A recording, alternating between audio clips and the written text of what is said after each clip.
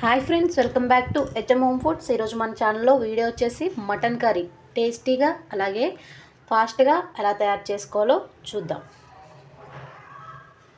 ముందుగా స్టవ్ మీద ఒక తెపాలు పెట్టుకొని అందులో మటన్ కర్రీకి సరిపడా ఆయిల్ యాడ్ చేసుకోవాలి.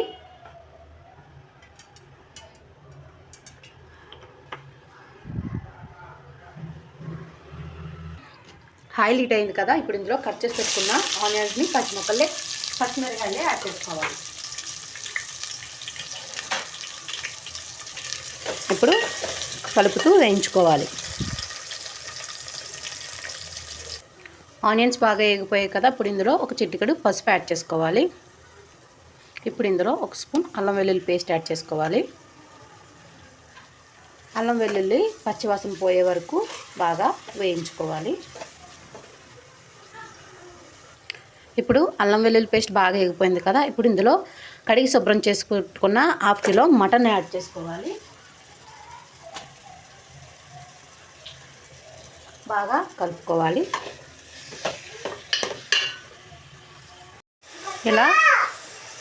ఇలా కలుపుకున్నాం కదా, ఇప్పుడు ఇందు మీద మూత పెట్టుకొని ఒక 10 to 20 minutes ఉడకనివ్వాలి. ఇప్పుడు ఇందులో కట్ చేసి పెట్టుకున్న ఒక 2 టమాటా ముక్కల్ని యాడ్ చేసుకుందాం. అలాగే కొంచెం కట్ చేసి పెట్టుకున్న కొత్తిమీరని కూడా యాడ్ చేసుకోవాలి. యాడ్ చేసుకొని బాగా కలుపుకోవాలి. ఇప్పుడు ఇందులో ఒక స్పూన్ సాల్ట్ యాడ్ చేసుకోవాలి.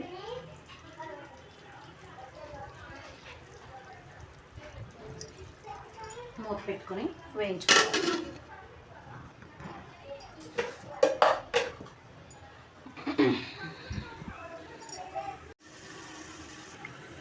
ఇప్పుడు ఒకసారి మూత తీసి చూద్దాం. చూసారా ఎంత బాగా టమాటా మగ్గిపోయిందో.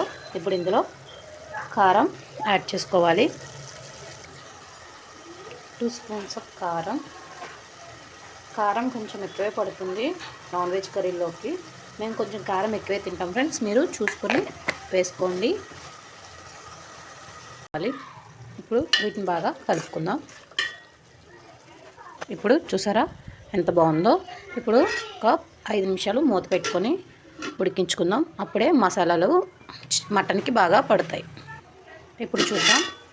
చూసారా ఆయిల్ ఎంత బాగా పైకి వచ్చిందో. ఇప్పుడు ఇందులో మటన్ ఉడకడానికి సరిపడా వాటర్ యాడ్ చేసుకోవాలి. ఒక 2 గ్లాస్ వాటర్ యాడ్ చేస్తున్నాను ఫ్రెండ్స్ నేను.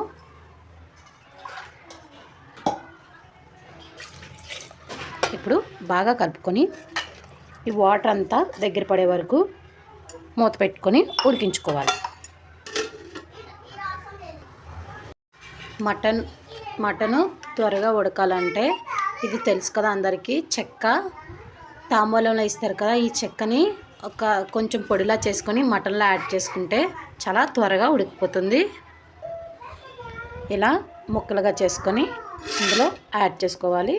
అప్పుడు చాలా త్వరగా ఉడికిపోతుంది అన్నమాట.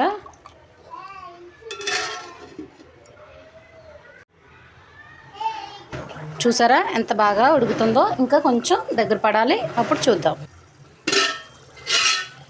ఇప్పుడు చూసారా మన టేస్టీ మటన్ కర్రీ రెడీ అయిపోయింది కదా. ఇప్పుడు ఇందులో కొత్తిమీర వేసుకొని స్టవ్ ఆఫ్ చేసుకోవడమే.